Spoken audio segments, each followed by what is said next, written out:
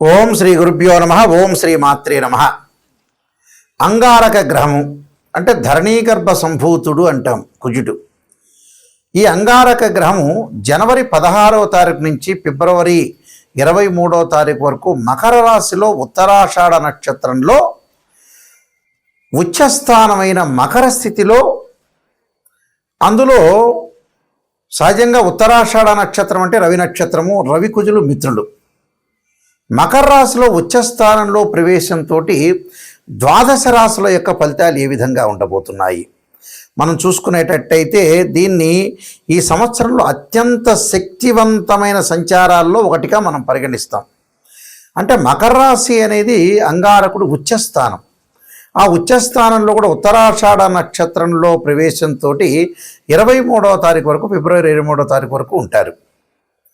అప్పుడు మరి ఎలాంటి ఫలితాలు జరగబోతున్నాయి? సహజంగా అంగారకుడు అంటే ఏంటంటే ధైర్యము, అభిరుచి, సహనము, కోపము, బాధ్యత, శారీరక బలాన్ని, ఓర్పుని సూచిస్తుంటుంది.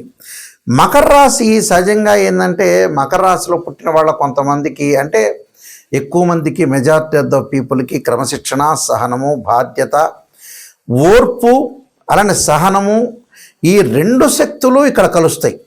అంటే కుజుడు మకర రాశిలో సంచారం చేయటం వల్ల కుజుడు ధైర్యాన్ని, సహనాన్ని, ఓర్పుని, మకర రాశిలో జన్మించిన వాళ్ళకి అలానే ధైర్యము, స్నేహము, ఓర్పు, క్రమశిక్షణ, ఈ రెండు శక్తులు కలుస్తున్నాయి. కాబట్టి మరి ఏ విధంగా ఉండబోతుంది? ఈ రెండు శక్తులు కలవటం వల్ల ఇక్కడ మనకి మరింత దృష్టి పెరిగే అవకాశాలు ఎక్కువ ఉంటాయి.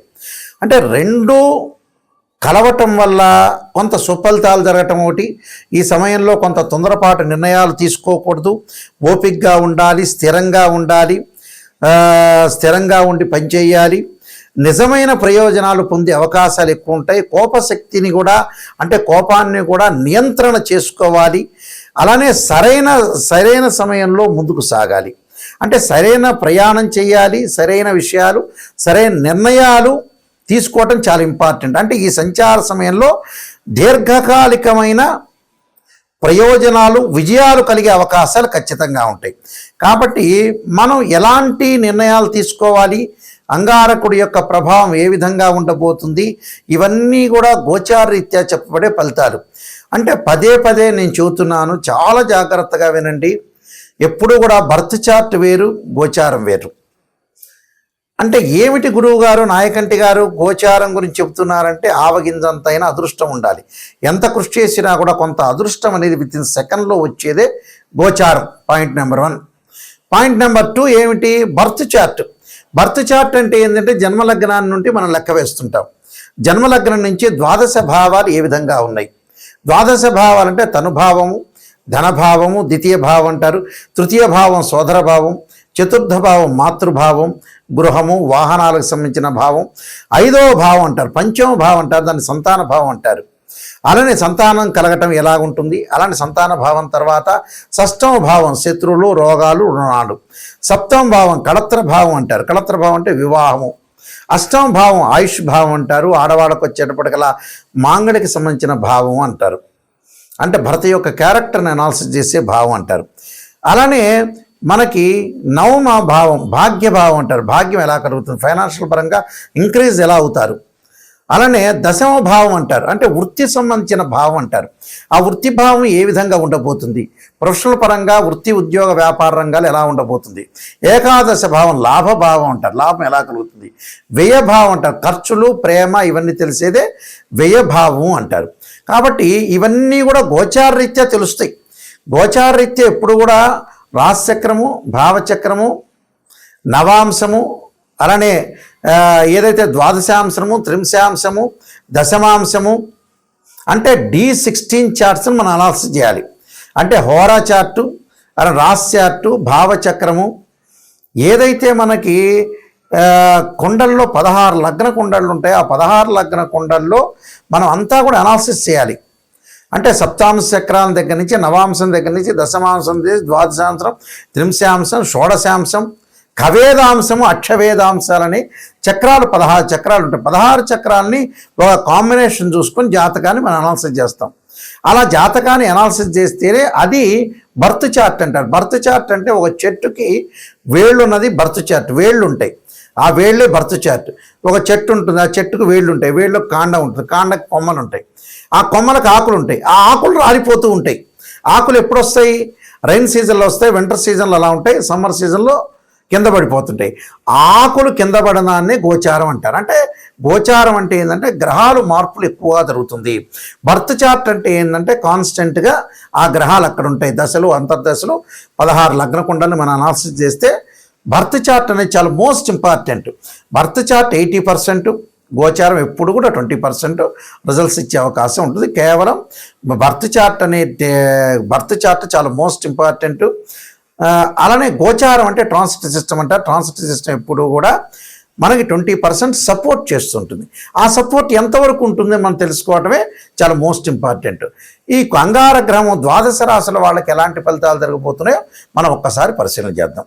వృషభ రాశి వారికి అంగారకుడు యొక్క ప్రభావం ఏ విధంగా ఉందో తెలుసుకుందాం.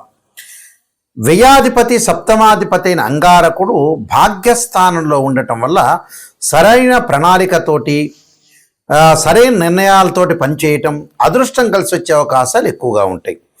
అంటే వృత్తిపరమైన ప్రయాణాలు, లాభాలు కలగటం, ఉన్నత విద్య, ఆధ్యాత్మిక వృద్ధి అనుకూలంగా ఉండటం ఒకటి, అలానే పెద్దలు గురువుల యొక్క సలహాలు తీసుకుని ముందుకు వెళ్ళటం ఒకటి, ఉద్యోగంలో కొంత ప్రమోషన్లు వచ్చే అవకాశాలు ఎక్కువ ఉంటాయి. వృత్తి ఉద్యోగ వ్యాపార రంగాల్లో విశేషమైన కృషి చేసే అవకాశాలు ఉంటాయి. కానీ తొందరపాటు నిర్ణయాలు ఎట్టి పరిస్థితుల్లో కూడా తీసుకోకూడదు.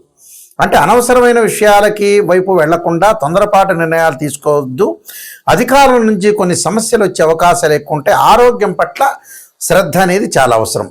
అంటే ప్రయాణాలు, పెట్టుబడులు, ఖర్చుల గురించి తొందరపాటు నిర్ణయం తీసుకోకూడదు. అంటే ఎవరికైనా డబ్బులు ఇచ్చిపుచ్చుకోవడం, లావాదేవీల విషయంలో కూడా కొంత జాగ్రత్తగా ఉండండి.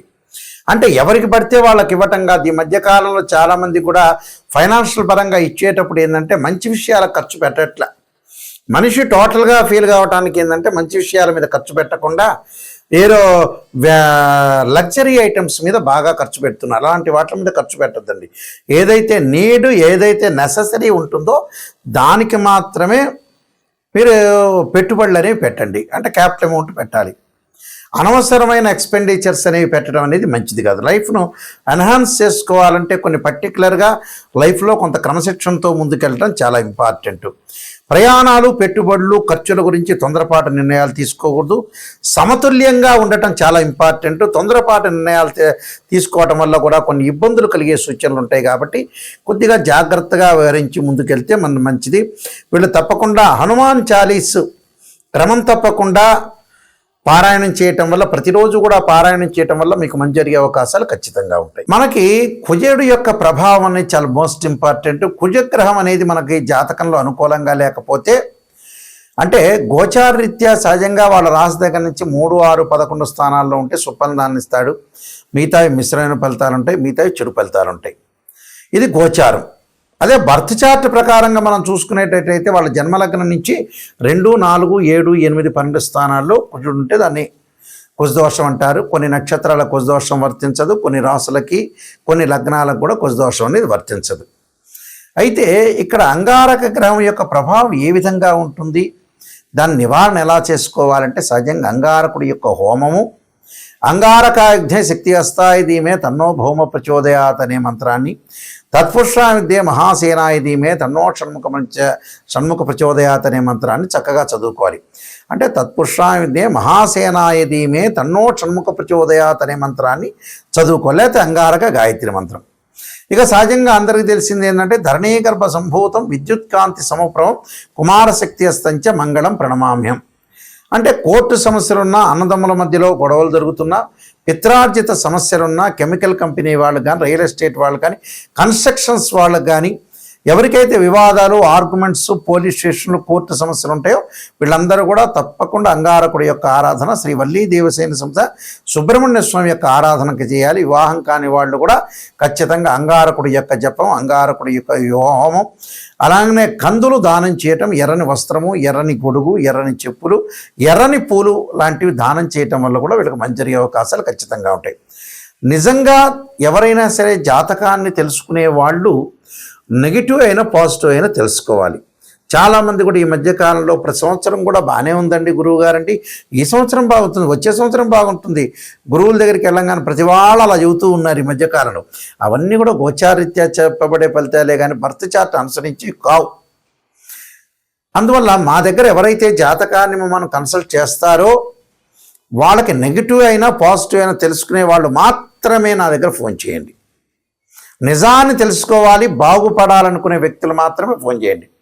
చాలామంది కూడా అంతా అయిపోయిన తర్వాత 70 ఏళ్ళకు వచ్చి నాయకంటి గారు మేము ఎలా సంపాదించాలనే వాళ్ళు చాలామంది ఉంటారు.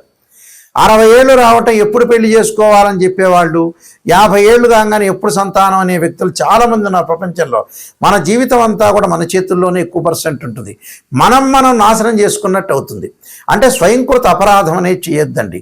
నిజాన్ని తెలుసుకోండి, ముందు అలర్ట్ కాండి. ఎవరైనా సరే ఫైనాన్షియల్ పరంగా ఇన్కమ్ సంపాదించాలని వాళ్ళ దశలు అంతర్దశలు చూడాలి. కొన్ని ఎక్కువ మంది జాతకాల్లో ఈ కాలంలో 50-55కే వాళ్ళ జీవితం అనేది ముగుస్తుంది. ముగియటం అంటే ఏంటంటే అంతకంటే ఫైనాన్షియల్ పరంగా ఆ తర్వాత సంపాదించలేని స్థితి వచ్చే అవకాశం ఉంటుంది. కాబట్టి స్టెబిలిటీ 55 కల్లా స్టెబిలిటీ కావాలి.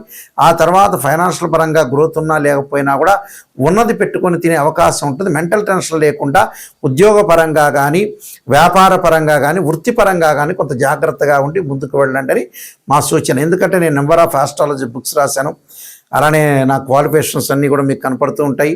నేను 15 పుస్తకాలు, కాలసర్పయోగము, కాలసర్పయోగ చంద్రిక, రాహుకేతులు, ఛాయాగ్రహాలు, పుత్రగణపతి వ్రతము, వివాహ మార్తాండము, జాతక చంద్రిక, స్వప్నశాస్త్ర ఫలదీపిక, బృహత్ పరిహార సింధు, సర్వదేవతా గోత్రపురులు పార్ట్ 1 పార్ట్ 2 ఇలాంటి నెంబర్ ఆఫ్ ఆస్ట్రాలజీ నేను గ్రంథాలన్నీ కూడా రాశాను. అవన్నీ కూడా మోహన్ పబ్లికేషన్ రాజమండ్రి వాళ్ళ దగ్గర దొరుకుతాయి. మా దగ్గర కావాలంటే కూడా మా దగ్గర కూడా మేము పంపిస్తాము.